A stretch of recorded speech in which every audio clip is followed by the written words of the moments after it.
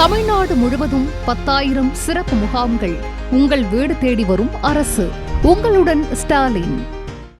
திருப்பத்தூரில் அதிகாரிகள் அலட்சியத்தால் அடுத்தடுத்து நடந்த விபத்துகளை தொடர்ந்து போராட்டம் நடத்த இருப்பதாக பொதுமக்கள் அறிவித்துள்ளனர். ஆதியூர் பகுதியிலிருந்து செல்லரப்பட்டி வரை 6 கிலோமீட்டர் அளவில் 6,98,00,000 ரூபாய் மதிப்பில் பிரதம மந்திரி சாலை திட்டத்தின் கீழ் சாலை அமைக்கப்பட்டது. அப்போது 2 அடி பள்ளத்தை தோண்டி ஆய்வு செய்துவிட்டு அதனை மூடாமல் துறை சார்ந்த அதிகாரிகள் சென்றனர். இந்நிலையில் இரவு நேரத்தில் இருசக்கர வாகனத்தில் சென்ற அன்பு என்பவர் அப்பள்ளத்தில் விழுந்து தோள்பட்டை எலும்பு உடைந்து மருத்துவமனையில் அனுமதிக்கப்பட்டார். அடுத்த சில நிமிடங்களிலேயே வாகனத்தில் சென்ற மற்றொருவர் அந்த பள்ளத்தில் விழுந்து மண்டை உடைப்பு ஏற்பட்டது. இந்நிலையில் பள்ளத்தை மூடி வேகத்தடை வைக்காவிடில் போராட்டத்தில் ஈடுபடுவோம் என அப்பகுதி மக்கள் எச்சரித்தனர். கோவை குண்டுவெடிப்பு சம்பவத்தை தழுவி எடுக்கப்பட்ட பாய் திரைப்படம் தொடர்பாக தனக்கு மிரட்டல்கள் வருவதாக அப்படத்தின் நடிகரும் தயாரிப்பாளருமான ஆதவா ஈஸ்வரா புகார் அளித்துள்ளார். 1998ஆம் ஆண்டு கோவையில் நடந்த தொடர் குண்டுவெடிப்பு சம்பவங்களில் சிக்கி 58 பேர் உயிரிழந்தனர். இந்த சம்பவத்தை தழுவி பாய் என்ற திரைப்படத்தை தயாரித்து அதில் ஆதவா ஈஸ்வரா நடித்துள்ளார். இப்படம் தொடர்பாக தனக்கு மிரட்டல் போன் கால்கள் வருவதாக கோவை மாநகர காவல் ஆணையரிடம் அவர் புகார் அளித்துள்ளார். தொடர்ந்து செய்தியாளர்களை சந்தித்த அவர், பாய் என அழைப்பது ஒரு குறிப்பிட்ட மதத்தினரை குறிப்பதல்ல எனவும் கூறினார். மேலும் திரைப்படம் தொடர்பாக தணிக்கை வாரியம் எந்த ஆட்சேபனையும் தெரிவிக்கவில்லை எனவும் ஆதவா ஈஸ்வரா குறிப்பிட்டுள்ளார். விருதுநகர் மாவட்டம் ஸ்ரீவில்லிபுத்தூர் ஆண்டாள் கோவில் ஆடிப்புற தேரோட்டம் திருவிழா புஷ்ப யாகத்துடன் நிறைவு பெற்றது. ஸ்ரீவில்லிபுத்தூர் ஆண்டாள் அவதார உற்சவமான ஆடிப்புற தேரோட்ட திருவிழா ஜூலை 20ஆம் தேதி கொடியேற்றத்துடன் தொடங்கியது.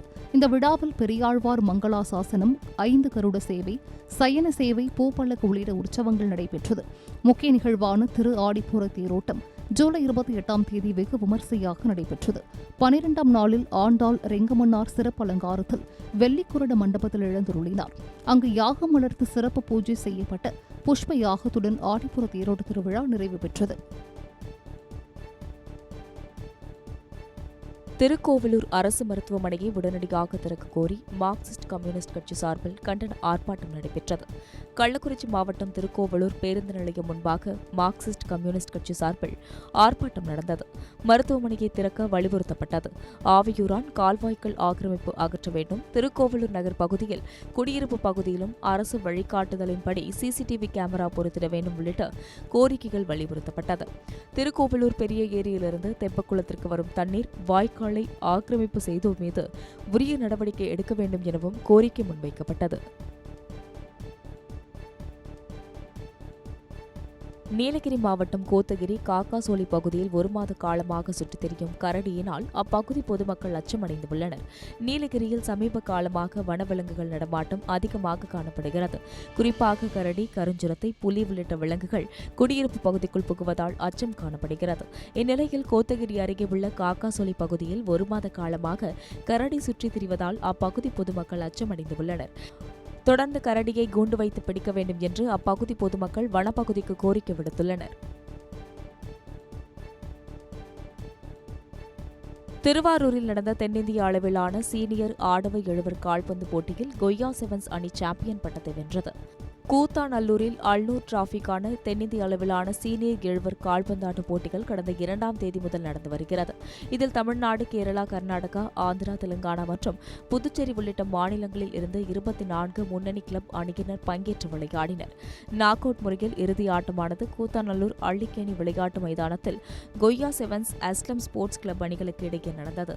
பரபரப்பாக நடந்த இறுதிப் போட்டியில் கொய்யா செவன்ஸ் அணி 2-0 என்ற கோல் கணக்கில் அஸ்லம் ஸ்போர்ட்ஸ் கிளப் அணியை வீழ்த்தி அல்நூர் டிராபியை வென்றது. 2ஆம் இடத்தை அஸ்லம் ஸ்போர்ட்ஸ் கிளப் அணியும் 3ஆம் இடத்தை கேரளா அணியும் பிடித்தன. ஈரோடு சத்தியமங்கலம் அருகே ஊருக்குள் நுழைந்த காட்டு யானைகளை அன்பாக அறிவுறுத்திய பொதுமக்களின் காட்சிகள் வெளியாகியுள்ளது. சத்தியமங்கலம் புலிகள் காப்பக வனப்பகுதியில் ஏராளமான காட்டு யானைகள் நடமாடுகின்றன. இந்நிலையில் தமிழக, கர்நாடக எல்லையில் உள்ள வனப்பகுதியில் இருந்து வெளியேறிய 2 காட்டு யானைகள் தாளவாடி மலைப்பகுதியில் உள்ள மல்லன் குழியில் விவசாய தோட்டத்திற்குள் நுழைந்தது. அப்பொழுது அங்கிருந்த மக்கள் யானைகளை கண்டு மிரண்டு ஓடாமல் பொறுமையாக செல்லுமாறும், குழிக்குள் இறங்கி வேண்டாம் எனவும் யானைகளை அறிவுறுத்தினர். அதன்படியே யானைகளை யாரும் தொந்தரவு செய்யாமல் வனப்பகுதிக்குள் சென்று மறைந்தது. இந்நிலையில் இது தொடர்பான காட்சிகள் வெளியாகியுள்ளது.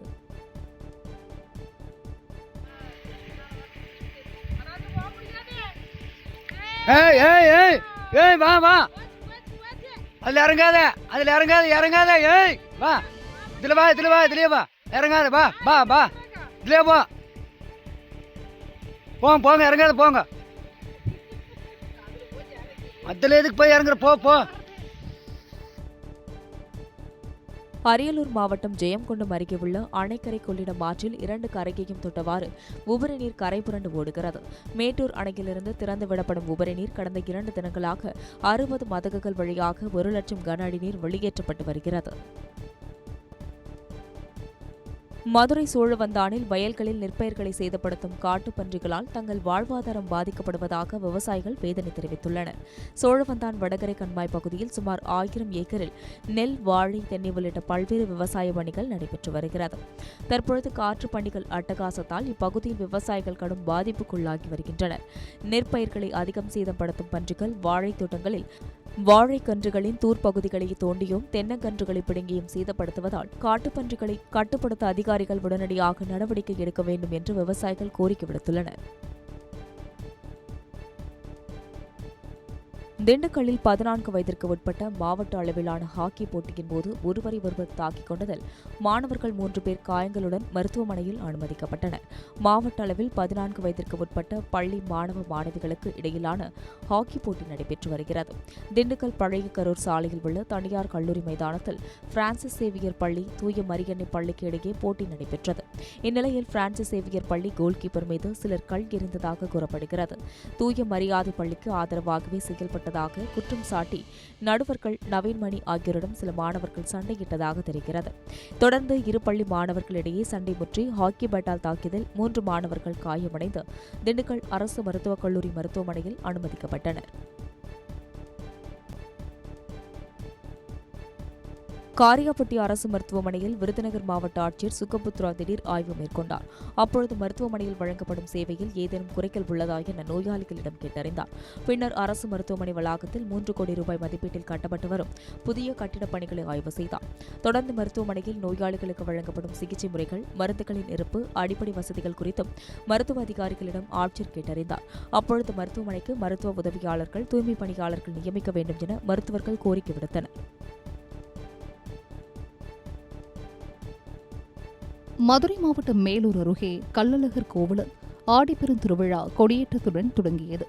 முன்னதாக கொடிமரம் முன்பு கள்ளழகர் பெருமாள், ஸ்ரீதேவி மற்றும் பூதேவியருடன் எழுந்தருளப்பட்டு சிறப்பு பூஜைகள் நடைபெற்றன. தொடர்ந்து கொடிமரத்திற்கு சிறப்பு அபிஷேக ஆராதனை நடைபெற்று கருடன் உருவம் பொறிக்கப்பட்ட கொடி ஏற்றப்பட்டது. இதில் திரளான பக்தர்கள் கலந்து கொண்டு கோவிந்தா முழக்கத்துடன் சுவாமி தரிசனம் செய்தனர். விழாவின் முக்கிய நிகழ்வான தேரோட்டம் ஆகஸ்ட் 9ஆம் தேதி நடைபெறும் என தெரிவிக்கப்பட்டுள்ளது. ஆடி 3ஆம் வெள்ளியையொட்டி ராணிப்பேட்டை மாவட்டம் தென்கடப்பந்தங்கல் கிராமத்தில் ஸ்ரீ படவேட்டம்மனுக்கு பால்குடம் எடுத்து வந்து பக்தர்கள் நேர்த்திக்கடன் செலுத்தினர். தென்கடப்பந்தங்கல் கிராமத்தில் உள்ள ஸ்ரீ படவேட்டம்மன் கோவிலில் ஆடி திருவிழாவையொட்டி பக்தர்கள் காப்பு கட்டி விரதம் இருந்தனர். தொடர்ந்து விநாயகர் கோவிலில் இருந்து தலையில் பால்குடங்களை ஏந்தியும் அலகு குத்தியும் மேலதாளங்கள் முழங்க முக்கிய வீதிகள் வழியாக படவேட்டம்மன் கோவிலை வந்தடைந்தனர். அங்கு அம்மனுக்கு பால் அபிஷேகம் செய்து பக்தர்கள் நேர்த்திக்கடன் செலுத்தி வழிபட்டனர். தாம்பரத்தில் அதிவேகமாக வந்த கார் மோதியதில் படுகாயமடைந்த தூய்மை பணியாளர் சிகிச்சை பலனின்றி பரிதாபமாக உயிரிழந்தார். தாம்பரம் மாநகராட்சியில் ராணி என்ற துப்புரவு பணியாளர் தூய்மை பணியில் ஈடுபட்டிருந்தார். அப்போது அவ்வழியாக அதிவேகமாக வந்த கார் மோதியதில் தூக்கி வீசப்பட்டு படுகாயமடைந்த ராணி மருத்துவமனையில் அனுமதிக்கப்பட்ட நிலையில் சிகிச்சை பலனின்றி பரிதாபமாக உயிரிழந்தார். இந்நிலையில் ராணிக்கு முறையாக சிகிச்சை அளிக்க தனியார் ஒப்பந்த நிறுவனம் உதவி செய்யவில்லை எனவும், தனியார் மருத்துவமனையில் அனுமதித்து சிகிச்சை அளித்திருந்தால் அவர் உயிரிழந்திருக்க மாட்டார் எனவும் கோரி ஒப்பந்த பணியாளர்கள் மாநகராட்சி அலுவலகத்தை முற்றுகையிட்டு போராட்டத்தில் ஈடுபட்டனர். அவர்களிடம் தனியார் நிறுவன அதிகாரிகளும் மாநகராட்சி நிர்வாகிகளும் பேச்சுவார்த்தை மேற்கொண்டுள்ளனர். மேட்டூர் அருகே ரவுடிகள் ஒருவரையொருவர் தாக்கிக் கொண்ட அதிர்ச்சி சிசிடிவி காட்சிகள் வெளியாகியுள்ளது. சேலம் மாவட்டம் மேட்டூர் அருகே 4 ரோடு பகுதியில் நள்ளிரவில் ரவுடிகள் ஒருவரையொருவர் கடுமையாக தாக்கிக் கொண்டனர். இது தொடர்பான சிசிடிவி காட்சிகள் வெளியாகி அதிர்ச்சியை ஏற்படுத்தியுள்ளது.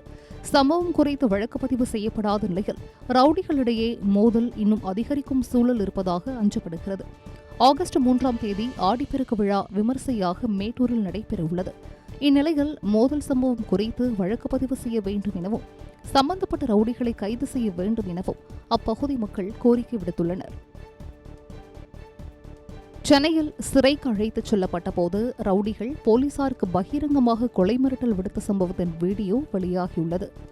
அண்ணா நகரில் ராபர்ட் என்பவர் கொலை செய்யப்பட்ட வழக்கு தொடர்பாக நெப்போலியன், லோகோ உள்ளிட்டோர் கைது செய்யப்பட்டனர். அவர்கள் எழும்பூர் நீதிமன்றத்தில் ஆஜர்படுத்தப்பட்டு மீண்டும் புழல் சிறைக்கு போலீஸ் பேருந்தில் கொண்டு செல்லப்பட்டனர். அப்போது பேருந்திலேயே போலீசாரை ரவுடி கும்பல் கொலை மிரட்டல் விடுக்கும் வீடியோ காட்சிகள் வெளியாகி அதிர்ச்சியை ஏற்படுத்தியுள்ளது. போலீசாரை ஆபாசமாக திட்டியும் பகிரங்கமாக கொலை மிரட்டல் விடுப்பதும் வீடியோவில் பதிவாகியுள்ளது. பாதுகாப்புக்கு வந்த ஒரு காவலர் ரவுடிகளில் ஒருவரை தாக்கியதால் இந்த பிரச்சினை ஏற்பட்டதாக தகவல் வெளியாகியுள்ளது. இதுகுறித்து புழல் காவல் நிலையத்தில் புகார் அளிக்கப்பட்டு இருப்பதாகவும் சம்பவத்தின் போது பணியிலிருந்த போலீசாரின் பட்டியலை எடுத்து தனித்தனியாக விசாரணை நடைபெற்று வருவதாகவும் கூறப்படுகிறது. உடுமலை வனத்துறை அலுவலகத்தில் உயிரிழந்த விசாரணை கைதியின் உடற்கூராய்வு சோதனை திருப்பூர் அரசு மருத்துவமனையில் நீதிபதி முன்னிலையில் நடைபெற்றது. தமிழக கேரள எல்லையான சின்னார் பகுதியில் உள்ள சோதனை சாவடியில் கேரள வனத்துறையினர் சோதனை மேற்கொண்டிருந்தனர். அப்போது குருமலை செட்டில்மெண்ட் பகுதியைச் சேர்ந்த மாரிமுத்து என்பவரிடம் சிறுத்தை புல் இருந்ததாக தெரிகிறது. இதையடுத்து அவரை தமிழக வனத்துறையினரிடம் ஒப்படைத்தனர். உடுமலை வனச்சரக அலுவலர்கள் அவரிடம் விசாரணை மேற்கொண்டு வந்த நிலையில் நேற்று அதிகாலை கழிவறையில் மாரிமுத்து தூக்கிட்ட நிலையில் சடலமாக மீட்கப்பட்டார். இதையடுத்து அவரது இறப்பில் மர்மம் இருப்பதாக கூறி உறவினர்கள் தர்ணாவில் ஈடுபட்டனர். இதைத் தொடர்ந்து உடுமலை நீதித்துறை நீதிபதி நித்யகலா உடுமலை வனத்துறை அலுவலகம் மற்றும் உறவினர்களிடம் விசாரணை மேற்கொண்டனர். தொடர்ந்து திருப்பூர் அரசு மருத்துவமனையில் நீதிபதி முன்னிலையில் உடற்கூராய்வு சோதனை நடைபெற்றது. சேலம் மாவட்டம் மாத்தூர் அருகே முகமூடி அணிந்து வந்து இருசக்கர வாகனத்தை திருடிச் சென்ற இளைஞர்களை போலீசார் தேடி வருகின்றனர். நரசிங்கபுரம் நகராட்சிக்கு உட்பட்ட பகுதியைச் சேர்ந்த கூலி தொழிலாளி கந்தவேல் தனது வீட்டின் முன்பு இருசக்கர வாகனத்தை நிறுத்திவிட்டு சென்றுள்ளார். தொடர்ந்து மீண்டும் வெளியே வந்தபோது இருசக்கர வாகனம் இல்லாததைக் கண்டு அதிர்ச்சியடைந்த அவர் ஆத்தூர் நகர காவல் நிலையத்தில் புகார் அளித்தார். அதன் அடிப்படையில் அப்பகுதியில் உள்ள சிசிடிவி காட்சிகளை சோதித்தபோது முகமூடி அணிந்து வந்த இளைஞர்கள் இருவர் இருசக்கர வாகனத்தை திருடிச் சென்றது தெரியவந்தது. இச்சம்பவம் தொடர்பாக போலீசார் வழக்கு பதிவு செய்து விசாரித்து வருகின்றனர். நீலகிரி மாவட்டம் மசினகுடியில் வனப்பகுதியை ஒட்டியுள்ள சாலையில் சென்ற வாகனங்களை ஒற்றை காட்டு யானை துரத்தை வீடியோ வெளியாகி அதிர்ச்சியை ஏற்படுத்தியுள்ளது. முதுமலை புலிகள் காப்பகத்திற்கு உட்பட்ட வனப்பகுதியை ஒட்டி அமைந்துள்ள மசினகுடி மாயார் சாலையில் ஒற்றை காட்டு யானை உலா வந்தது. அப்போது அவ்வழியாக சென்ற வாகனங்களை யானை துரத்தி தாக்க முயற்சித்தது. தொடர்ந்து வாகன ஓட்டிகள் வாகனங்களை பின்னோக்கி இயக்கிய நிலையில் சுமார் 3 கிலோமீட்டர் தூரத்திற்கு யானை துரத்திச் சென்றதால் பரபரப்பு ஏற்பட்டது. இது தொடர்பான வீடியோ வெளியாகியிருக்கும் நிலையில் வாகன ஓட்டிகள் கவனமுடன் செல்லுமாறு வனத்துறையினர் எச்சரித்துள்ளனர்.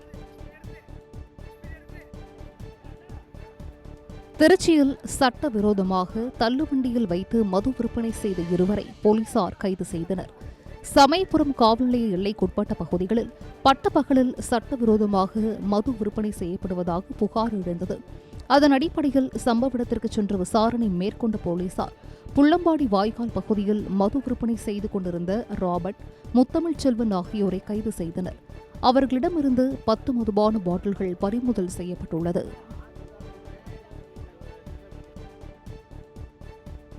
ஆடி பெருந்திருவிழாவை முன்னிட்டு புதுக்கோட்டை கல்யாணராமசுவாமி கோவிலில் திருக்கல்யாண வைபவம் சிறப்பாக நடைபெற்றது. ஆவுடையா கோவில் ஒன்றியத்திற்கு உட்பட்ட மீமீசலில் உள்ள ஸ்ரீ கல்யாணராமசுவாமி கோவிலில் ஆடி பெருந்திருவிழா நடைபெற்று வருகிறது. இதையொட்டி கல்யாணராமசுவாமி சீதா பிராட்டி அம்பாளுக்கு திருக்கல்யாண வைபவம் நடைபெற்றது. நிகழ்ச்சியில் கலந்து கொண்ட பக்தர்கள் சீர்வரிசை தட்டை எடுத்து வந்தனர். சுற்றுவட்டார பகுதிகளில் இருந்து வந்திருந்த ஆயிரக்கணக்கான பக்தர்கள் நிகழ்ச்சியில் கலந்து கொண்டு சாமி தரிசனம் செய்தனர். விருதுநகரில் தனியார் பேருந்து திடீரென பிரேக் அடித்ததால் 1 வயது குழந்தை சாலையில் விழுந்த சிசிடிவி காட்சிகள் வெளியாகி அதிர்ச்சி ஏற்படுத்தியுள்ளது. முத்துலிங்காபுரத்தை சேர்ந்த மதன்குமார் என்பவர் தனது சகோதரி மற்றும் அவரது 2 குழந்தைகளுடன் ஸ்ரீவில்லிபுத்தூர் செல்லும் தனியார் பேருந்தில் பயணித்தார். மீனாட்சிபுரம் விளக்கு அருகே சென்றபொழுது ஓட்டுநர் திடீர் பிரேக் போடவே மதன்குமார் 2.5 வயது குழந்தையுடன் பேருந்தில் விழுந்து இரத்த காயம் ஏற்பட்டது. அதே நேரத்தில் அவரது சகோதரி வைத்திருந்த 1 வயது குழந்தை படிக்கேறும் பகுதி வழியே வெளியே விழுந்தது. உடனடியாக குழந்தையை கீழே இருந்தவர் மீட்டதால் காயங்களின்றி குழந்தை உயிர் தப்பியது. இந்நிலையில் சம்பவம் தொடர்பான அதிர்ச்சி சிசிடிவி காட்சிகள் வெளியாகியுள்ளது. தூத்துக்குடியில் கஞ்சா புகைத்ததை தட்டி கேட்டதால் ஏற்பட்ட தகராறில் பார்வையற்ற இளைஞரை கொன்று உடலை புதைத்த கும்பலை போலீசார் தேடி வருகின்றனர். தூத்துக்குடி தெர்மல் நகர் அருகே பண்டுகரை பகுதியைச் சேர்ந்த அருள்ராஜ் கடந்த சில ஆண்டுகளுக்கு முன்பு விபத்தில் சிக்கியதில் கண் பார்வையை இழந்தார். இதையடுத்து அவர் வீட்டில் இருந்து வந்த நிலையில் 3 நாட்களுக்கு முன்பு அருள்ராஜின் வீட்டின் அருகே சிலர் கஞ்சா புகைத்ததாக தெரிகிறது. இதை தட்டி கேட்டதால் ஆத்திரமடைந்த கும்பல் இரவு வீட்டுக்குள் புகுந்து அருள்ராஜை குண்டுக்கட்டாக தூக்கி சென்று அடைத்து கொலை செய்து உடலை குழி தோண்டி புதைத்ததாக தெரிகிறது.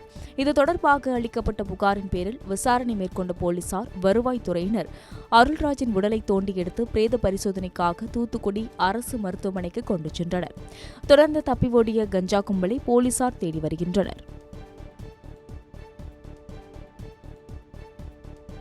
சகோதரி குறித்து தகவல் தெரிவிக்க மறுத்த அரசு பள்ளி மாணவரை கடத்திச் சென்று கொலை மிரட்டல் விடுத்த இளைஞர்கள் 2 கைது செய்யப்பட்டனர்.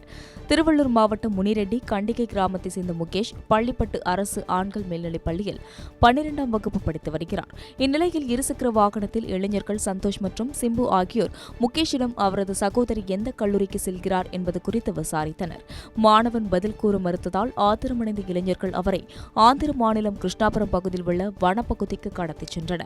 அங்கு மாணவனை முட்டி போட வைத்து புறம்பால் அடித்து கொலை மிரட்டல் விடுத்ததாக தெரிகிறது. பின்னர் மீண்டும் பள்ளிப்பட்டு நகரி கூட்டு சாலையில் அவரை இறக்கி விட்டுச் சென்றனர்.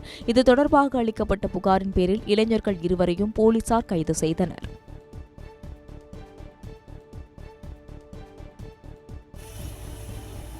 விருத்தாச்சலத்தில் நேரடி நெல் கொள்முதல் நிலையத்தில் விவசாயிகளிடம் திமுகவினர் பணம் கேட்டு மிரட்டல் விடுப்பதாக குற்றச்சாட்டு எழுந்துள்ளது.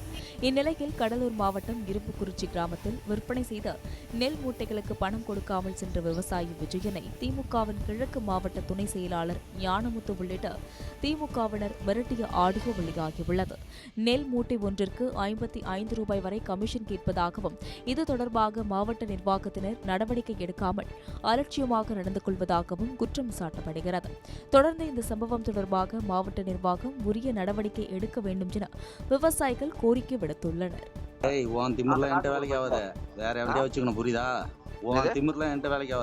நீ மரியாதை நேற்று கருக்காதி தந்தா இப்ப வண்டி வாடகை 200 யாரு கொடுக்கறத?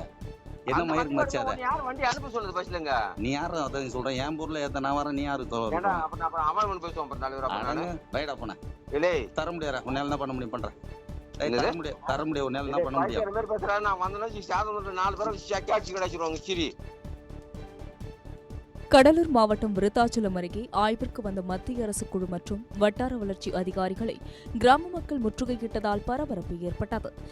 மாவிடந்தல் கிராமத்தில் அண்ணா மறுமலர்ச்சி திட்டத்தின் கீழ் செயல்படுத்தப்பட்ட திட்டங்கள் குறித்து ஆய்வு செய்ய மத்திய அரசின் குழு வருகை தந்தது. முன்னதாக கம்மாபுரம் ஊராட்சி ஒன்றிய அதிகாரிகள் இரவோடு இரவாக பள்ளியில் நாற்றங்கள் அமைத்தல் என்ற பணி செய்ததாகவும் 2,75,000 ரூபாய் மதிப்பில் தொகுப்பு கன்றுகள் நடப்பட்டதாகவும் கிராமம் முழுவதும் பல்வேறு இடங்களில் கல்வெட்டுகள் வைத்ததாக தெரிகிறது. இதையடுத்து மத்திய அரசின் குழுவை ஏமாற்றும் நோக்கில் ஊராட்சி ஒன்றிய அதிகாரிகள் செயல்படுவதாக குற்றம் சாட்டிய மக்கள் இது தொடர்பாக மாவட்ட நிர்வாகம் உரிய நடவடிக்கை எடுக்க வேண்டும் என கோரிக்கை விடுத்துள்ளனர். சிவகங்கை மாவட்டம் திருப்பத்தூரில் பூமாயி அம்மன் கோவிலில் ஆயிரக்கணக்கான பெண்கள் அம்மியில் மஞ்சள் அரைத்து நேர்த்திக்கடன் செலுத்தினர். ஆடி 3வது வெள்ளியை ஒட்டி பூமாயி அம்மனுக்கு பால், சந்தனம், தயிர், பன்னீர் உள்ளிட்ட திரவியங்கள் கொண்டு அபிஷேகம் நடைபெற்றது. பின்னர் விரதமிருந்த பெண்கள் அம்மிக்கல்லில் பச்சை மஞ்சள் அரைத்து பூமாயி அம்மனுக்கு பூசி வழிபட்டனர். இதன் மூலம் அம்மனின் கோபம் தணிந்து மழை பொழிந்து பூமி செழிக்கும் என பக்தர்கள் நம்பிக்கை தெரிவித்தனர். தொடர்ந்து சர்வ அலங்காரத்தில் காட்சியளித்த அம்மனை திரளான பக்தர்கள் வழிபட்டனர்.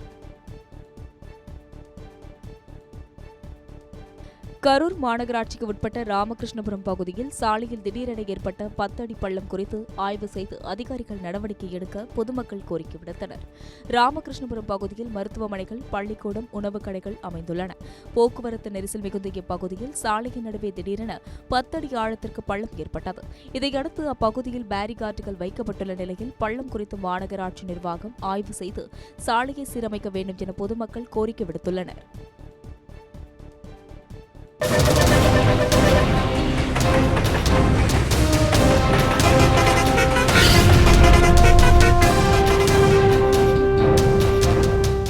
தமிழ்நாடு முழுவதும் 10,000 சிறப்பு முகாம்கள். உங்கள் வீடு தேடி வரும் அரசு. உங்களுடன் ஸ்டாலின்.